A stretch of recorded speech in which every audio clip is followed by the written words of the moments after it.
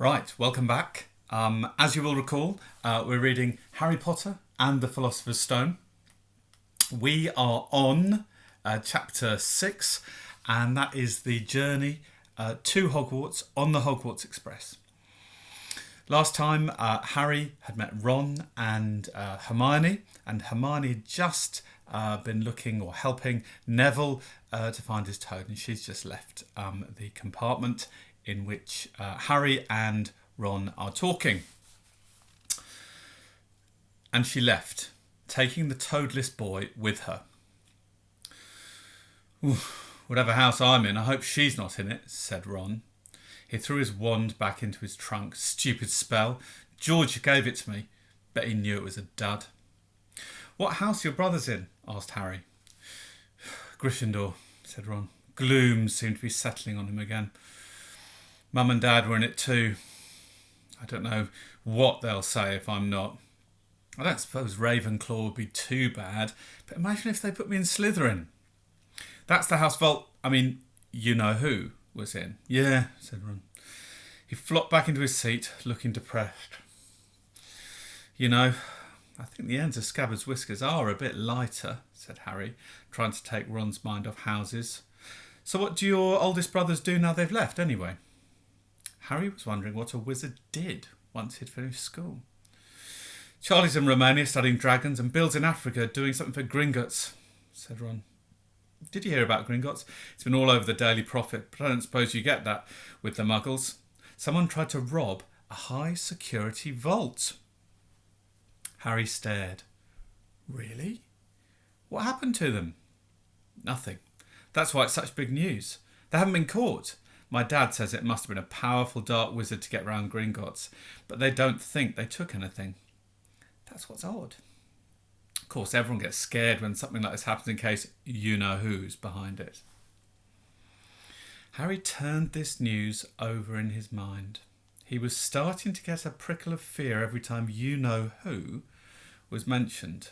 He supposed this was all part of entering the magical world, but it had been a lot more comfortable saying Voldemort without worrying.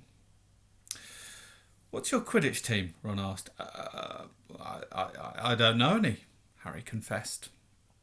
What? Ron looked dumbfounded.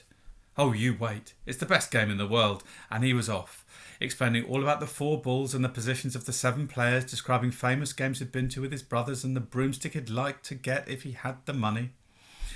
He was just taking Harry through the finer points of the game when the compartment door slid open yet again, but it wasn't Neville, the toadless boy, or Hermione Granger this time.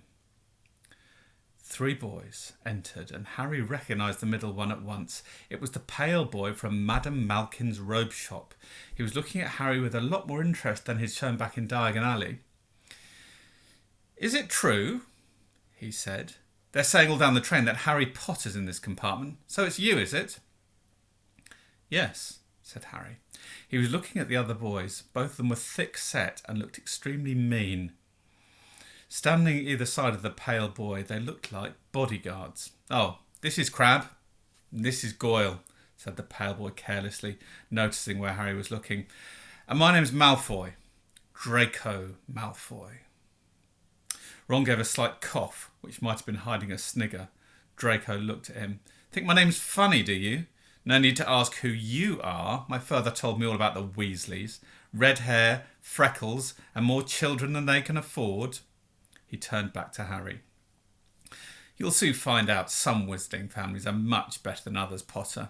You don't want to go making friends with the wrong sort. I can help you there. He held out his hand to shake Harry's, but Harry didn't take it.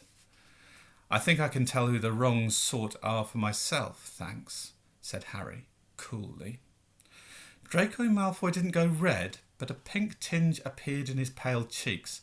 I'd be careful if I were you, Potter, he said slowly. Unless you're a bit politer, you'll go the same way as your parents. They didn't know what was good for them either.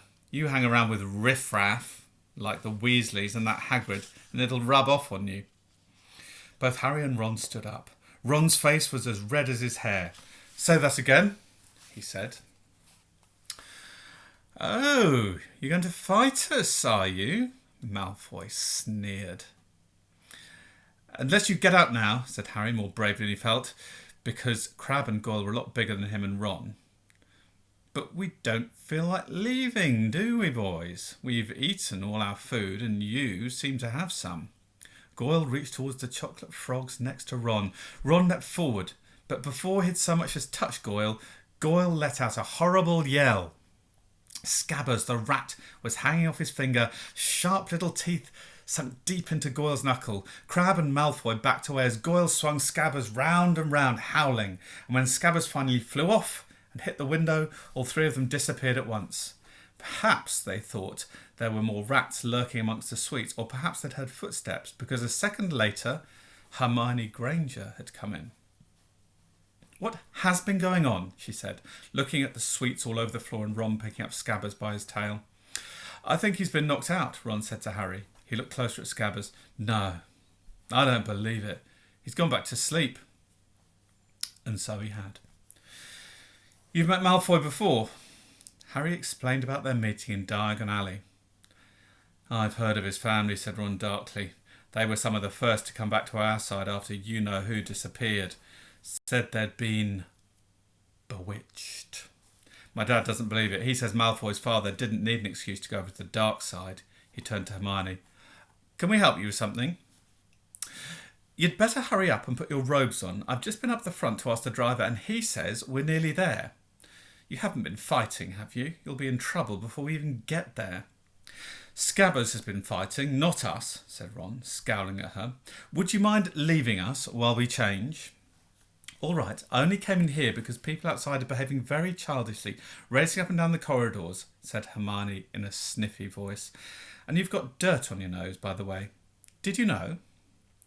Ron glared at her as she left. Harry peered out of the window. It was getting dark. He could see mountains and forests under a deep purple sky. The train did seem to be slowing down. He and Ron took off their jackets and pulled on their long black robes. Ron's were a bit short for him. You could see his trainers underneath. A voice echoed through the train. We will be reaching Hogwarts in 5 minutes' time. Please leave your luggage on the train. It will be taken to the school separately. Harry's stomach lurched with nerves, and Ron, he saw, looked pale under his freckles. They crammed their pockets with the last of the sweets and joined the crowd thronging the corridor. The train slowed right down and finally stopped. People pushed their way towards the door and out onto a tiny, dark platform. Harry shivered in the cold night air. Then a lamp came bobbing over the heads of the students, and Harry heard a familiar voice. First years over here. All right there, Harry.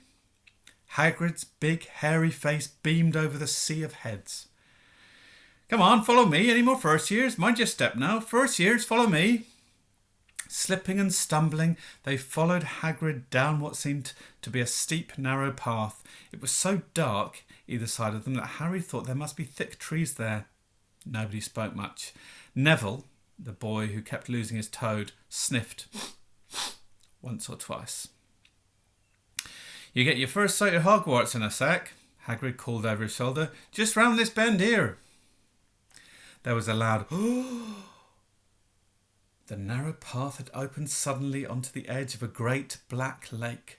Perched atop a high mountain on the other side, its windows sparkling in the starry sky, was a vast castle with many turrets and towers.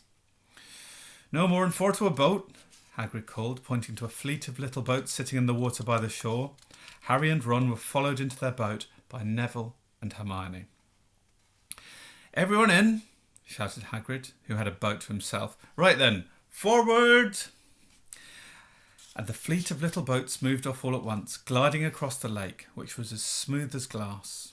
Everyone was silent, staring up at the great castle overhead. It towered over them as they sailed nearer and nearer to the cliff on which it stood. Heads down, yelled Hagrid as the first boats reached the cliff. They all bent their heads, and the little boats carried them through a curtain of ivy, which hid a wide opening in the cliff face. They were carried along a dark tunnel, which seemed to be taking them right underneath the castle until they reached a kind of underground harbour where they clambered out onto rocks and pebbles. Oi, you there! Is this your toad? said Hagrid, who was checking the boats as people climbed out of them. Trevor! cried Neville, blissfully, holding out his hands. Then they clambered up a passageway in the rock after Hagrid's lamp, coming out at last onto a smooth, damp grass right in the shadow of the castle. They walked up a flight of stone steps and crowded around the huge oak front door. Everyone here? You there, still got your toad? Hagrid raised a gigantic fist and knocked 3 times on the castle door. Special effects. And that's the end of chapter 6. We'll pick it up tomorrow.